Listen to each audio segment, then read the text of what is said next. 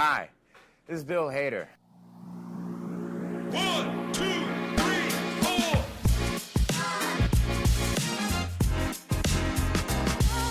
Bill Hader.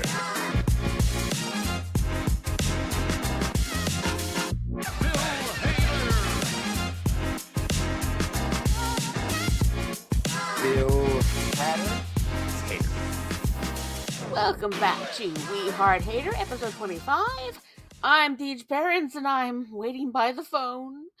And I'm your raging Cajun nightmare prom king of the snakes co-host, Casey Killingsworth. And the foolishness we're up to today, a long overdue impression spotlight with the appearances of Bill Hader as the raging Cajun, James Carville. Casey's going to start off with some James Carville facts. So, James Carville is an American political consultant, author, and occasional actor who has strategized for candidates for public office in the United States and at least 23 nations abroad. Democrat and a pundit in U.S. elections who appears frequently on cable news programs, podcasts, and public speeches. He gained national attention for his work as a lead strategist along with George Stephanopoulos in Bill Clinton's winning 1992 presidential campaign, which would be captured in the Oscar-nominated 1993 documentary The War Room, which will bit of a history with SNL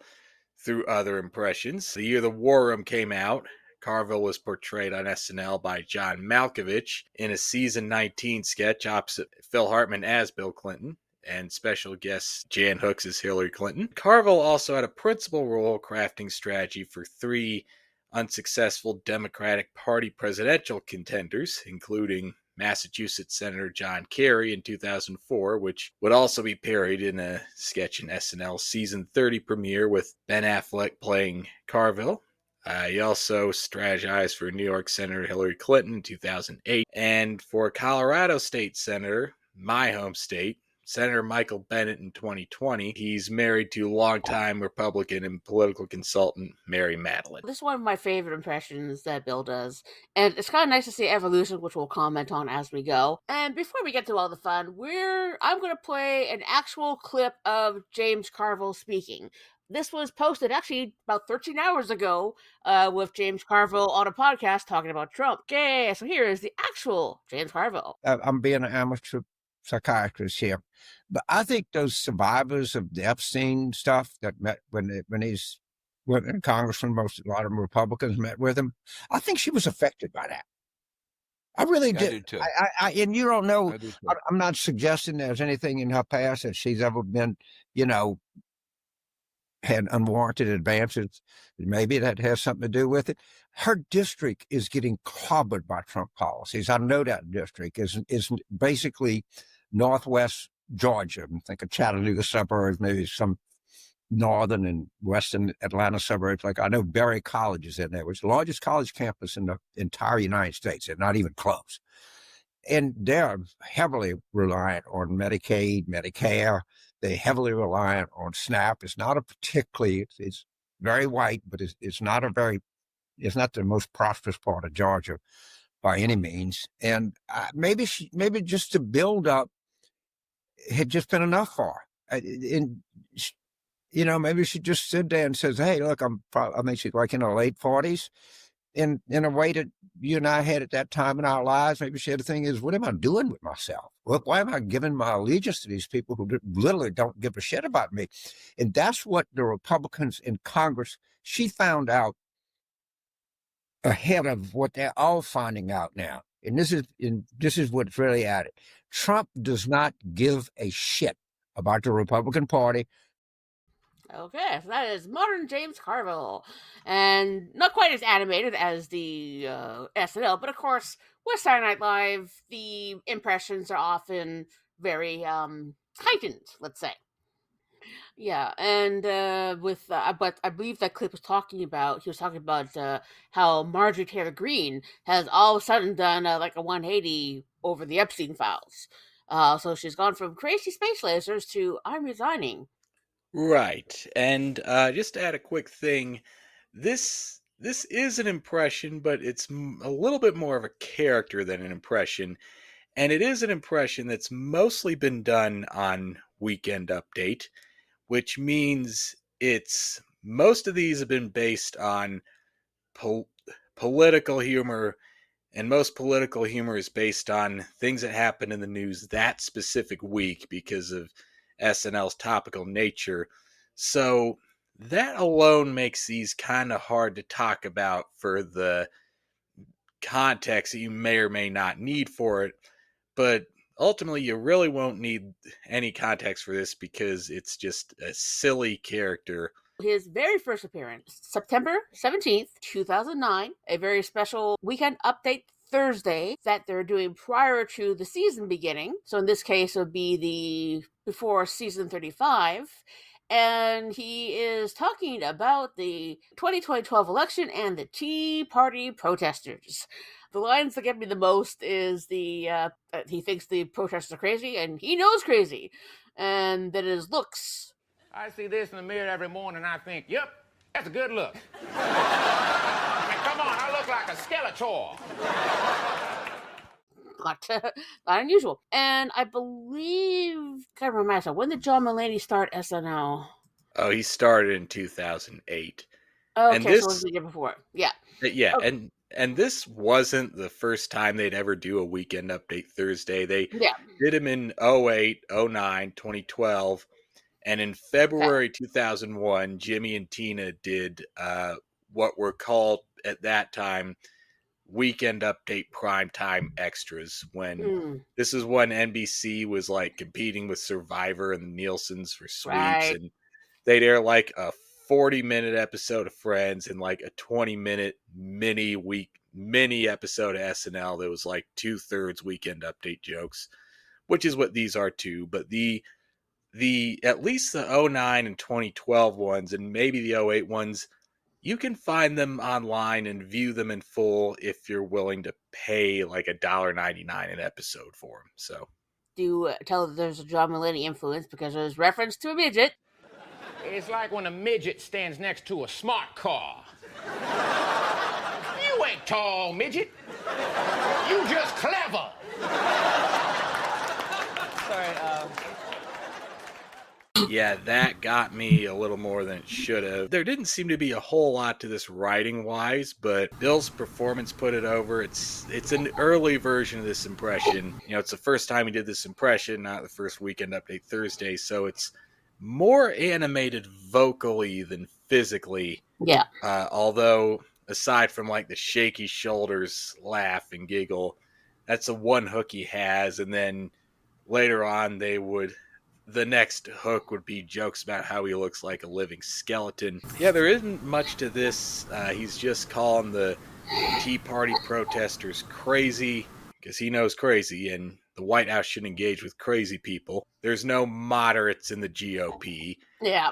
Republicans only look moderate next to the crazy Tea Party people who, you know, that's where the midget standing next to a smart car thing come from. Okay. Some other highlights in this for me, Bill, as James Carville, goes off on this rant where, and you'll see that they kind of establish that his descriptions of these elaborate, crazy pranks are the real highlights of this.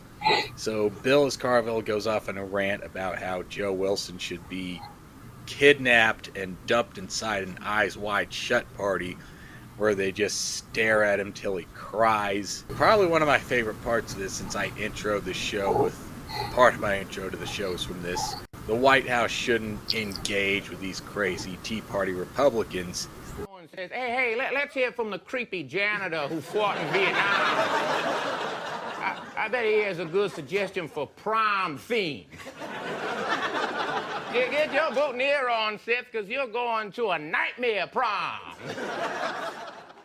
And that was pretty funny. Bill, as a person, note with this, and as we'll see a evolution throughout through his appearances, which are mostly Weekend Update, with the exception of one cold open appearance. It's once again Bill's habit of he's always wanting to cover his face, and so the first few times it's his left hand that's always kind of just hovering near his mouth. So you can see him trying to resist doing the cover, but I think that's why he but he started putting in those shimmies and stuff. But that progresses on later with some interesting anecdotes. So we will talk about that when we get to it. Okay, we are moving on to the first regular episode appearance, season 35, episode 3, October 10th, 2009, with the host Drew Barrymore. And this was the year Obama won the Nobel Peace Prize. And Republicans and Trump was just going, what the heck?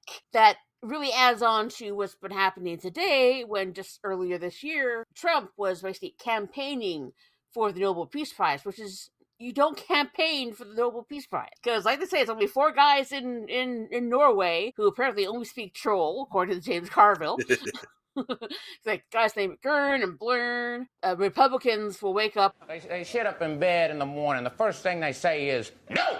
Whereas I sit up in the morning and I say, hello, Dave. I know we just met, but you all right? I like how positive James Carville is in this. Then he's talking about Rush Limbaugh complaining about him, that the only thing he's qualified for is the Nobel piece of pie. He likens his looks to when he gets the beauty contest in Monopoly. You don't qualify for that. You're ugly. The other part is, I think he's done a few times, I've noticed in watching them. The camera changes, it just does a very quick head tilt to the side to get to the camera at the front rather than the camera to the right. There's a lot of physicality in this impression, with the always traditional shoulder shimmy and the grab the lapels of his jacket. But I think that's more Bill trying to control his hand, doing what I've called in the past the hater hide. Even as an Obama supporter at this time, which you can probably guess about me if you've ever known me, I do agree with the basic take being that October 2009 was way too early to give Obama a Nobel Peace Prize. I mean, he just got elected 9 months ago. Whatever he was playing, all the stuff he wanted to do was trying to get Obamacare through, and part of what he had to do was, clean up George W.'s mess. So it was another time when a lot was being put on one president because of how bad the previous administration's presidency was going. And this guy was promising a lot. A lot was being asked him, and he didn't get to do much because of the historical expectations. But still, this was way too early in his presidency to give him a Nobel Peace Prize. The Norwegian bashing almost worked, but he says comparing Rush Limbaugh to the Taliban is like calling actors geniuses, because there's real geniuses out there, right? That stuck with me for years for some reason, and especially hits harder since I started co-hosting this podcast. The audience seemed pretty quiet through parts of this Drew Barrymore episode from 2009 being pretty weak across the board anyway, but at least he came up with new ways to describe how odd James Carville's looks are. A line about how he looks like vanilla pudding skin stretched over bones, and how he's all angles, which he's playing pickup basketball with someone and he elbowed a guy and opened up his stomach, which didn't Sarah Palin actually injure someone while playing, not like slice open their stomach, but like elbow someone and break their sternum or some insane basketball injury like that? Yeah, that would require me to actually pay attention to Sarah Palin, so. Well, at least you'd be paying attention to her pre-political history. Okay, so the next appearance is in one of my favorite episodes, January 9th, 2010, season 35, episode 11, with Charles Barkley, the one that has the real quote sketch in it, and I love that one. The theme of this was the attempted bombing of Flight 253. Really good jokes in this one, where he's referring to, apparently the bomber was carrying the bomb in his pants, turning his kielbasa into baba ganoush, kielbasa being a sausage and baba ganoush being a spread made of eggplant, which is Greek. Referring to him as Wile E. Qaeda. Great wordplay on that. He does a little head tilt, does a little camera change as well, because after he says grasping straws, he basically sort of goes, zoop. So when the camera changes, it's just little things. Rudy Giuliani said there's no terrorist attacks during Bush administration. Looks like he forgot about 9/11. In reference to body scanners, that measuring his penis is a long process, pun intended. It's like a rain stick down there. And he's doing that sort of shaking laugh thing that he does, so that's a lot of the earlier extra movements were just involving the laughing and the grabbing of the lapel. Sometimes political and non-political stuff will be beaten to death, or it'll be so long till SNL gets to it that even the week that it happened, you might forget why it was funny. And especially with this being about an attempted airplane bombing on Christmas Day, that's pretty dicey and diffy, as Andy and Timmy would say. It's mostly Carville responding to Republican criticisms of the response to the incident, but owning up to the intelligence failures of the Obama administration and responding to a real quote from Carville on the new TSA invasive body scanning measures. And apparently he really did say, "Just measure my penis and let me get on the airplane." I said that. Yeah, no. Yeah, though measure my penis is a long process. And I intended the hell out of that pun. This might have been before that audio recording came out. TSA agent explaining the new pat downs to the guy that says, "All right, bro, but if you touch my junk, I'm going to have you arrested." That's where we were headed at this time. Honestly, the funniest part of this might be the mention of Giuliani's quote about there being no domestic terrorist attacks under George W. That's like the Mayor Pompeo saying we never had any problems with volcanoes. The joke about Republicans being like fat ladies at milkshake stores grasping for straws, that played way better than it had any right to. That's like a joke that sounds like it would have been ripped off from like a Far Side comic. The elaborate prank descriptions are the most consistent highlights of these for me. Now what you do is you buy up all the property around Cheney's house. Then you drug him so he falls asleep for like 48 hours. And you bring in some Hollywood set designers. They go to work, and when Cheney wakes up and looks out the window, he thinks he's in Baghdad. Then you watch Dick go, don't worry, Cheney, a heart attack is like a hiccup. That is pretty crazy advice. Well, I'm a pretty crazy son of a bitch. James Carville, everyone. Okay, so next we move on to April 17th, 2010, with season 35, episode 19, with Ryan Felipe as host, where he's talking about the Tea Party. Do you remember the Tea Party? I remember the Tea Party was extreme, but then MAGA came along. If nothing else, these have been good reminders about how quaint political discourse was in the Obama era, and how politics and world events in general, there was a short window of time when things seemed more sane and reasonable in the world we were living in, way more so in either Trump era and a little bit more than the George W. Bush era. The main thing I remembered about the Tea Party, Glenn Beck and these guys in like tri-corner hats and signs, like "Don't Tread on Me" signs, no Obama sign, just going around having protests about who knows what. It's like the most half-assed Founding Fathers spirit Halloween costume you could throw together. I actually had to do a little research on them, our Song Memories podcast, although that research could have come in more handy when talking about this. But if you want a more detailed description on what the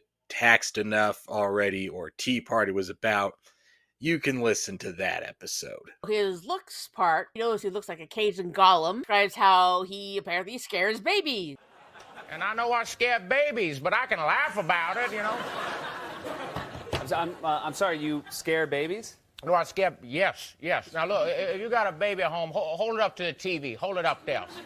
Okay, is it up there? You got a crying baby on your hands. With the tri-corner hat, like I don't remember any of the founding. I don't remember any of the founding fathers wearing a tri-corner hat with an Orlando Magic jersey, comparing the Tea Party to the water at the top of the yogurt when you open it up. Seth comments on, like, "Why are you guys so angry about yogurt?" Because I'm crazy. I'm a pretty crazy son of a bitch. So this was in response to Tea Party members complaining about Obama joking at a Miami fundraiser that they should thank him for tax cuts. Carville's basic take here is that there's some crazy people like the Tea Party who don't have a sense of humor about themselves, but some others like him are crazy but just sane enough to be able to joke about themselves and the way they look. The bits about scaring babies were fun. There may not be an elaborate prank description in this because it's not focused on something one specific prominent Republican from the time said or did. The highlights for me were the jokes about how half-assed the costumes and signs are at the Tea Party rallies. How far in advance are they planning their rallies? You know, everyone looks like they had about 4.5 minutes to make their signs. I mean, do they just get on the phone and say, hey, we're having a rally. When? In 90 seconds, bring a sign. The joke about how the Tea Party's not the cream of the crop. They're the water on the yogurt. When you open up the yogurt and see there's a little bit of water on the top, and you're like, come on, yogurt, be cool. Why can't you be cool? From recent history, when the most recent writer strike, the one thing I would definitely say about during the strike, they had the best sign because writers. They're professional writers. They're not writing for TV, so they gotta focus that creative energy on signs that get their point across. Yes, very well get a point across. Around the time Trump first got elected and his first term was starting, about in like early 2017, there were all these protests just to show him that this is what we do in America when our leaders become tyrants. So whatever happens, we got to get in a few more of these in case he just takes away our right to protest.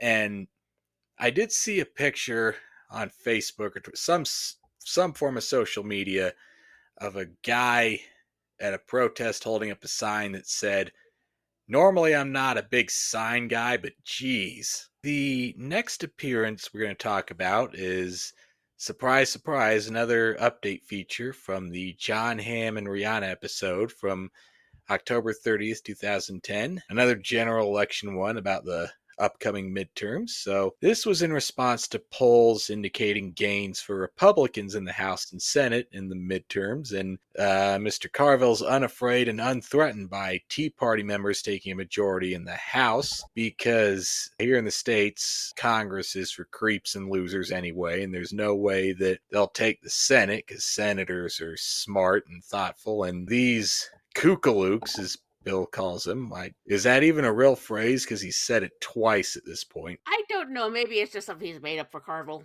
These Tea Party kookalooks, they may seem attractive until you get creeped out by him. And, you know, and he knows from experience, because he looks like a mean peanut. Back when he worked for Clinton, he used to have these wild-ass dreams about being president. And they were nuts.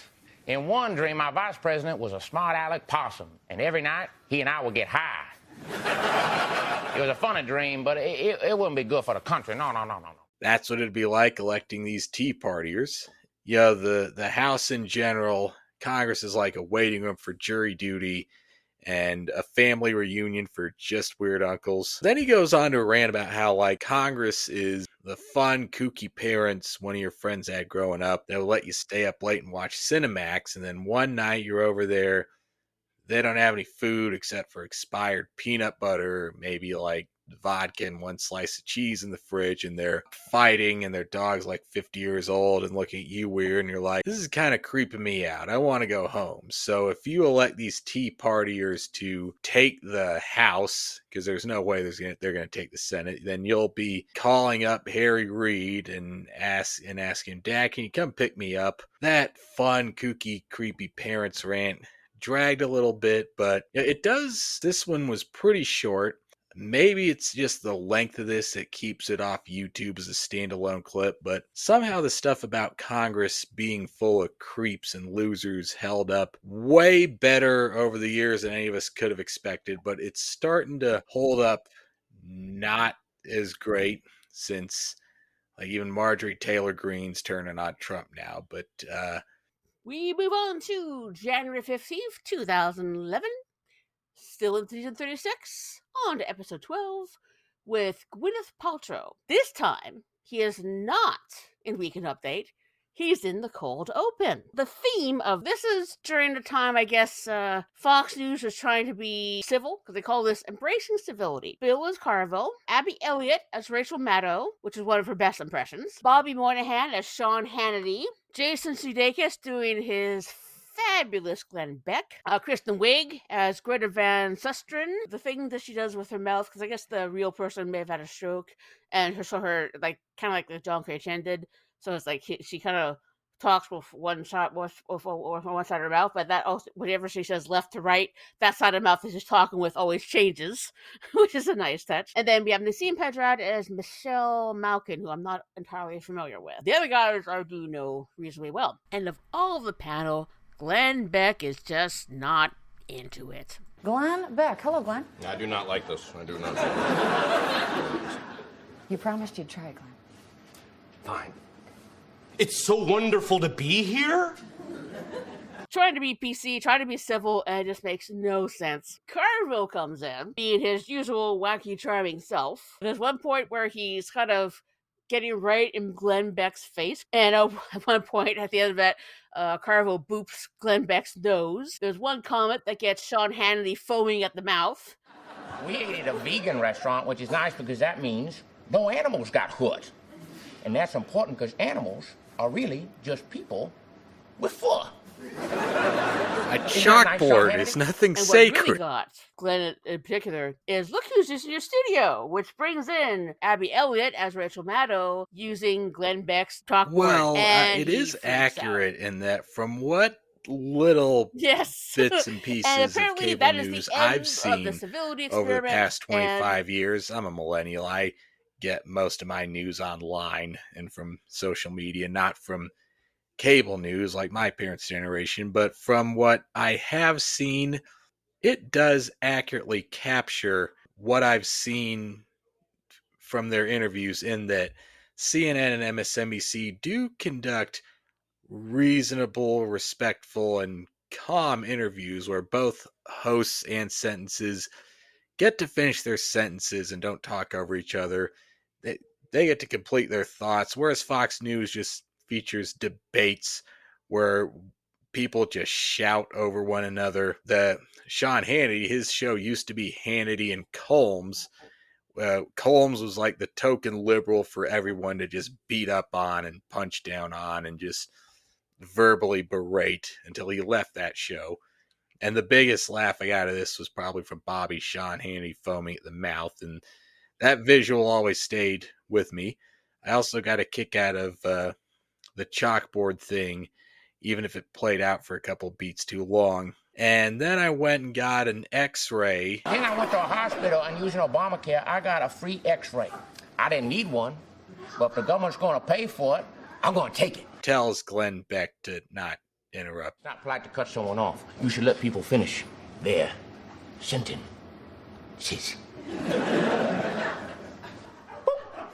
and he gets so in his face he just has to boop the nose. Okay, so next up is more of the evolution of the James Carville impression. April 9th, 2011, season 36, episode 19. And once again, how everything old is new again. It's about them averting a government shutdown. Gee, where have we heard about that recently? Isn't it quaint to be reminded of a time when government shutdowns could be this easily avoided? I know, it just blows my mind. But there's comments that he's making about, well, the Tea Party is not completely satisfied with what was cut out of the budget to stop their shutdown, and he likens it to Republicans' greatest hits. But for now, its funding was left intact. Yeah, you can always leave it to the Republicans to bring up abortion, Seth. It's that one-hit wonder. If the Republican Party is Lou Bega, abortion is their Mambo number 5. You know that song, Seth? 1, 2, 3, 4, 5. Yeah. With his looks comment, where his parents had put him in a basket down the river, and he was found by a family of eels and raised by them. So with that, he says, can I just say hello to my mama? And he actually does the hiss thing. And then, of course, the snaky head movement. I think that's where Bill decided, I'm going to try to do something. They keep the Hater hide hand at bay. This is when where he starts doing like dealing cards out, and in a couple of interviews and a podcast, he mentions that all those hand movement things he was mainly doing for John Mulaney, and that was probably the most intimate thing you'll ever see Saturday Night Live, that no one really knows what's going on because John Mulaney is watching from under the bleachers. Not only does his keep his hand away from his face, it just gives him some fun things to do. This is the very first appearance of that, where he was doing the basically faking card dealing. He mentions what he does on Gopher Day, which Seth originally thinks he means Groundhog Day. No, every Thursday at my house is gopher day. I strip naked and catch a gopher in the backyard. The nudity is not necessary, but I prefer it. And how with Gopher Day, no one likes it, but it keeps happening. Yeah, the weird thing is I don't even remember hearing in the news about a potential government shutdown being avoided in 2011. I mean, I was young and innocent at this time. He does mention that the last time there was a government shutdown was in 1995 when Newt Gingrich was Speaker of the House, and I was 4 then, so I way wouldn't remember that. So I was still pretty young and a young, innocent 20-year-old at this time in terms of living through government shutdowns. I mean, I do remember like a year and a half later hearing about how they reached a last-minute deal to avoid the fiscal cliff. 2013, the first government shutdown I lived through was, I think, Ted Cruz's filibuster to stall Obamacare. And then there was one in December 2018, January 2019, where Trump served the college football teams that won the Rose Bowl hamburgers because he furloughed the White House chefs. And this was just over the Democrats obviously not wanting to give Trump funding for his border wall that just turned into slats along the border. Going back to my introduction of who James Carville was, I do remember during that 2018-2019 government shutdown, there was debate on the House floor between Ted Cruz and Michael Bennet, my state's Democratic senator at the time, who Carville helped run a failed presidential campaign for. Cruz said something about, I guess, Democrats don't care about national security if they don't want to fund this wall. And then Bennet said, well, during the last government shutdown that you started, my state was flooded because there was heavy rains, and Boulder, where I was going to school at the time, was heavily flooded. And thankfully I didn't live in one of the areas that was so affected people were losing their houses. But that's my experience with government shutdowns. And apparently the line about him being taken in by a family of eels, guy whose drain he wanted to pop out of like a snake, was John Boehner's, who was Speaker of the House at the time.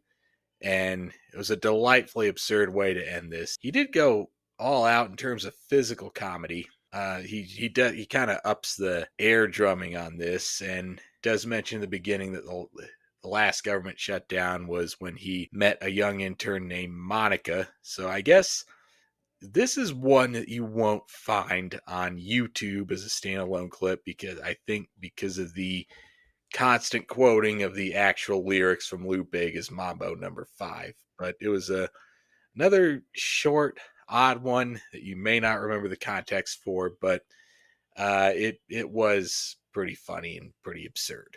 Just because I thought of it while you're talking about government shutdowns, I don't recall if we've ever had a government shutdown in Canada. The reason why we haven't, we follow the Westminster parliamentary system. If there is a shutdown, there is a fail-safe that ensures that the civil service continues to operate even when there's no budget. We have the royal representative, which used to be the Queen, now is the King, called the Governor General. Even if the government didn't have to shut down, special warrant requested of the Governor General that we can still fund the civil service, Parliament down, but we don't actually shut services down. The other part with us is with, that's actually come up recently. Mark Carney presented his first budget, because the budget in Canada is presented as another sort of we believe in this government. Budget was not approved. It could trigger another election because the passing of the budget is considered a confidence vote in the current administration. I have heard of votes of no confidence being legitimately happens in your government, but is just like a turn of phrase here that doesn't Yes. affect ours. But thank you, Deej, once again for showing us the way. And isn't it ironic, to quote another famous Canadian, that isn't it ironic Don't you think? the man who I mentioned ushered in the first government shutdown of my lifetime was rumored to have been born in Canada? Ted Cruz. Oh, why we do not claim him. Neither do we, but we're stuck with him. Guy, Leary. Kevin O'Leary, Mr. Wonderful himself. Yeah, so that's also why we have completely disavowed Kevin O'Leary, economist here in Canada, and apparently has gone full MAGA and was actually supporting the 51st state bullshit. March 3rd, 2012, season 37, hosted by Lindsay Lohan. When he's introduced, Seth asks how he is. Well, they ain't found the bodies yet, Seth, so I'm doing just fine. And I think this is one of my favorite ones to talk about the Republican candidate. And when Seth asks, so what do you think about the Republican candidates? Oh, I think plenty about them. And I laugh. The whole thing is full of piano playing, drumming, and card dealing. There's a bit of a personal thing here for Bill. They mentioned a game they used to play back at home on the bayou called The Patchler. No. The Patchler was a game we used to play as kids in the watermelon patch. One boy would be declared the Patchler, Okay. normally Ducky Boudreaux.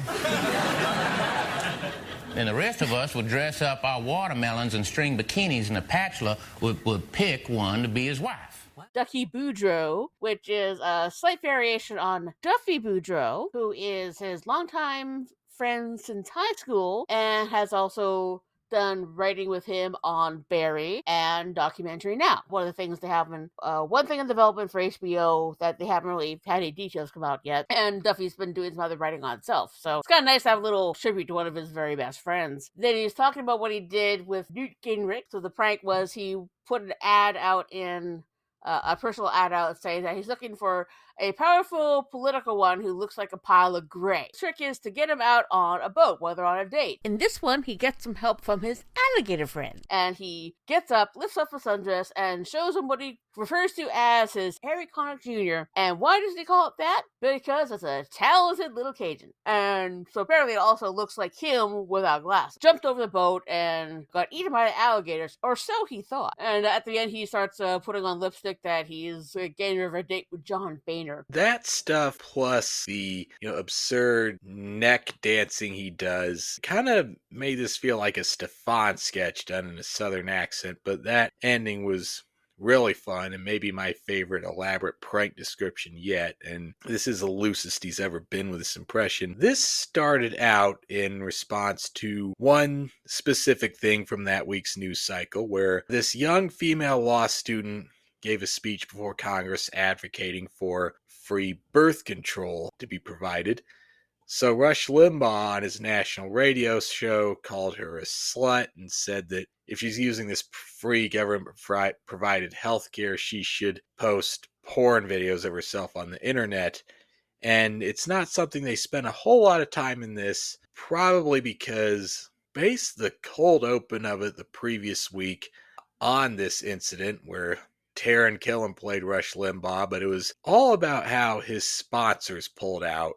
So he has to rely on these like fake Jack Handy like sponsors like Moist Books or Pencil Dullers or Serious Tourism Board or the Mosquito Breeders of America. And he did do a surprisingly good Rush Limbaugh, even if he doesn't fill out the part. They came back to it a week later just to have Carville talk about it. And he's, talked about how you have to bash Rush Limbaugh just for being, not because of his weight, just because he's so mean. If you're making fun of someone for being mean, you have to be mean back by talking about their weight. But this time he just talks about how whenever you hear Rush Limbaugh said anything, you kind of react the same way you would when you hear the theme song for Cops while you're getting ready. You hear that and you think, are they still doing that now? Is that show still around? Which that doesn't hold up so well now since neither of them are. Cops has been canceled and Rush Limbaugh has passed away. In the intervening years, Alex Jones would take up the mantle as just bloated, hate-filled gas bag who says horrendous things on the radio and is a hard-right asshole. That was one of the better ones that got off to kind of a weird start. On to happier things.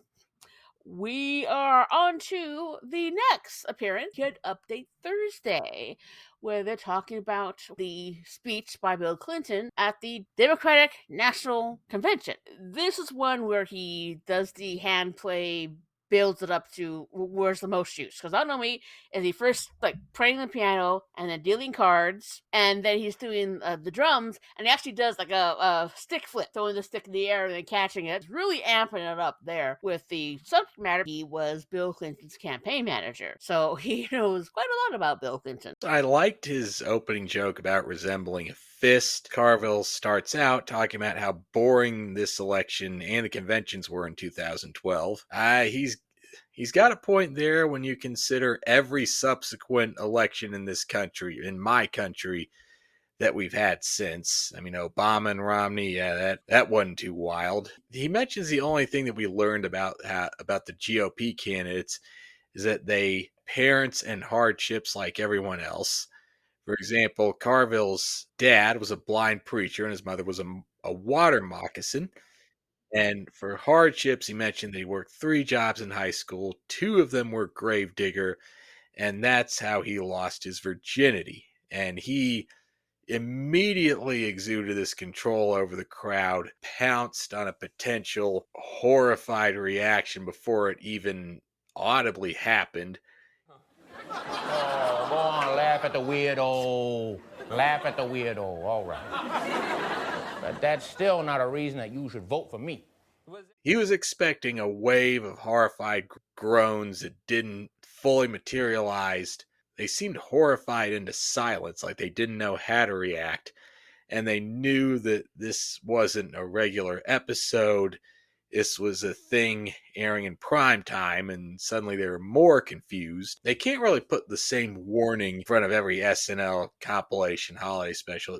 The following program contains material that originally aired in a later hour because this is new and this is originally airing in an earlier hour. Talks about Paul Ryan, vice presidential running mate for Mitt Romney. They're both so boring and similar that Paul Ryan looks like Mitt Romney's Looper. Would turn into a decent plug for that Saturday's episode with Joseph Gordon-Levitt and Mumford & Sons, because that was a movie with Bruce Willis that he was hosting to plug, although Carville said you should get him to host. He is hosting the Saturday. Don't plug while I'm talking, Seth. Another instance where it's a weekend update Thursday, and they get Bill as James Carville to react to one specific thing that a Republican said. This time, and also they based the cold opening on this too, because this special did have another Fox News open with Bobby and Taryn and Vanessa Sudeikis as Mitt Romney that was focused on what was called the 47% tape, or the 47%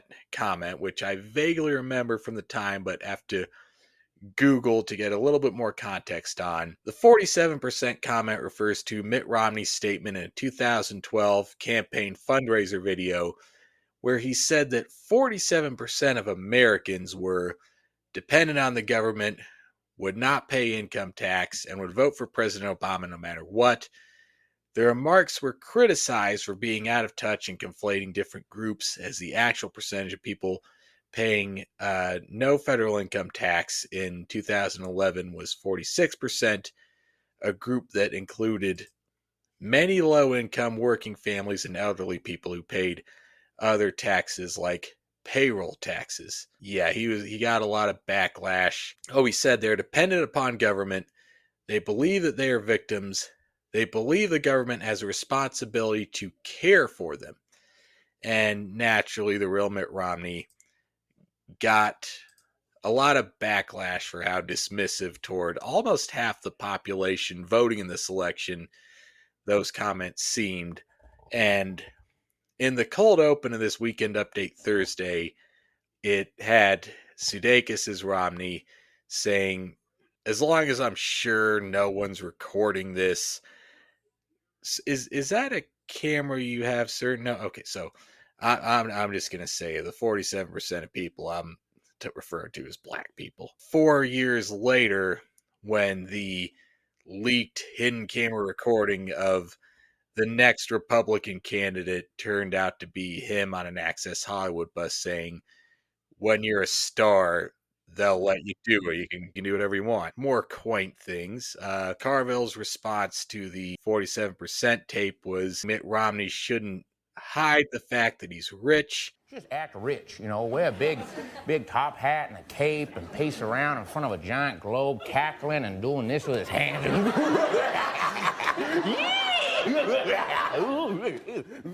And this is like the loosest he gets with the keyboard playing and drumming. And I like the gag about him watching Clinton's speech for the secret signal. When Clinton tugs his ear twice and says Magnolia, that means Carville's supposed to kill George Stephanopoulos, and that came out of left field. And this was a quote that you introed the show with, Deej, but I didn't quite care for this. He says he has a twin sister named Jemima Carville, who looks like him and just waits by the phone. If you think that's sad, then call her.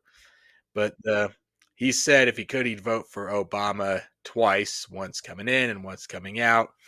And he turns his bald head to reveal a smiley face drawn on the back of it. So that was a fun sight gag to end on, which this one seemed pretty aimless. They might have had to keep this light prime time, and since this was an election year, they had to make this as general as they could and try not to zero in on any one specific, not quite zero in, but comment on one specific thing from that week's political cycle. They were doing this and doing a regular live episode that Saturday, so they didn't want to stretch themselves too thin. Sadly, we have come to our final edition of James Carville on Weekend Update. May 4th, 2013. Season 38, Bill's final season. Episode 19, regarding background checks. The episode is hosted by Zach Galifianakis. This is where we get the joy that is Game of Thrones and Daryl's House, which is one of the few two-part sketches that they've done other than the few parts they get with MacGruber. And this is where he brings up his ghost grandma.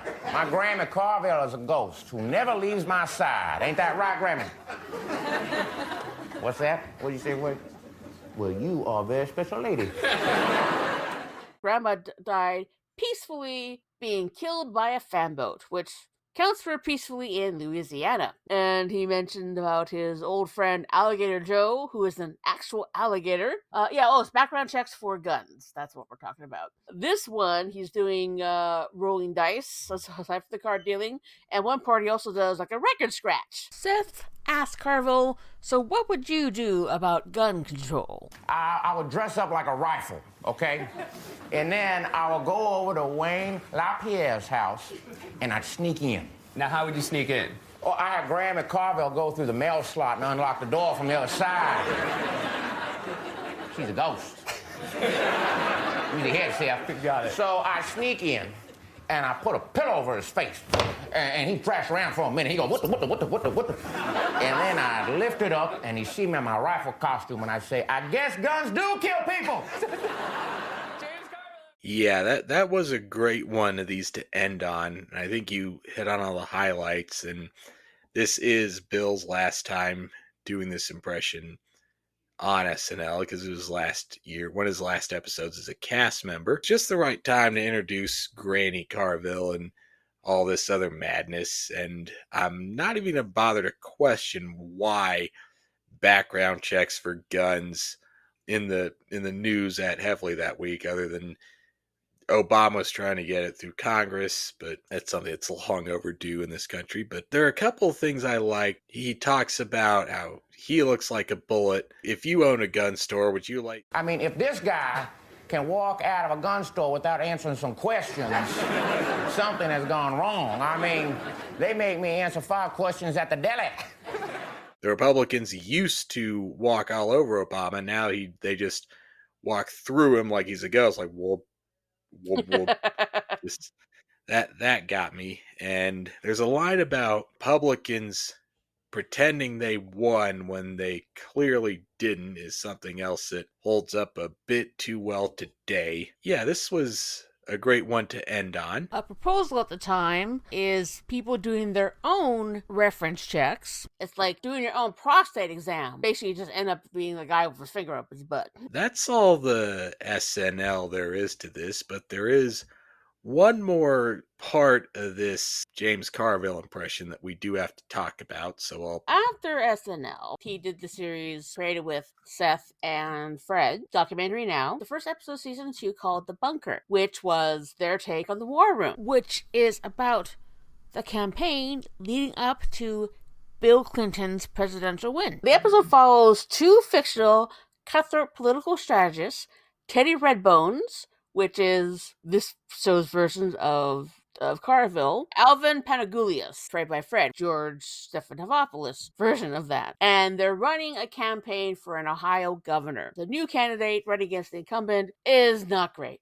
And with all the things they do for strategy, things that he will not do, because this guy wants to run like an honest campaign. So what they end up doing in this version of it is, because they got some dirt on the incumbent that the other candidate just refused to use. So what they end up doing is they have one of these staff members shoot him, and he comes out on stage saying that he was shot by one of the incumbent's supporters. This is a sample of that episode.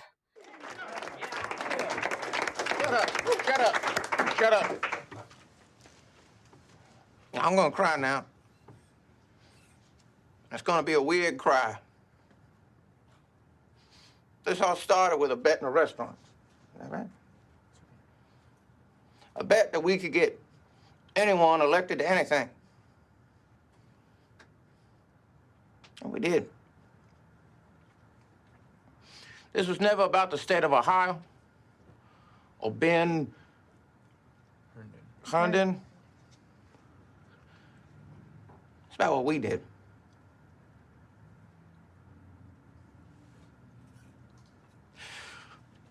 We changed the way that election narratives are hijacked. Y'all are political professionals. You should be proud of that.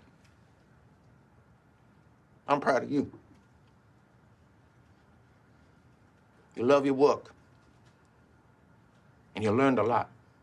We all learned a lot. Like the difference between shooting someone in the ass and shooting them in their femur. Ain't that right, Mary Beth? You should have seen her out there. She went, it was like Wile E. Coyote down there. You dumb knucklehead. Hey, well, give yourself, come on. And as usual, I gotta say, damn, Bill Hader's a great actor. Now, our next episode will be starting our coverage of season 33, season's premiere, with hosts LeBron James and musical guest Kanye West. I am Deeds Barons and will continue to be. And I will still be Casey Killingsworth until I am informed otherwise. And no matter what happens, we heart Hater. We heart Hater. It's what we do. Thank you for listening to We Heart Hater. If you enjoyed this episode and you'd like to help support the podcast, please subscribe and leave a rating and review on Spotify, Apple Podcasts, Amazon Music, or wherever you get your podcasts. We Heart Hater is a presentation of Wacky Notion Productions. Created by Deeds Barons. Hosted by Deeds Barons and Casey Killingsworth. Recording and editing by Deeds Barons. Intro and outro music by Music Unlimited, used under Creative Commons license, courtesy of Pixabay.com.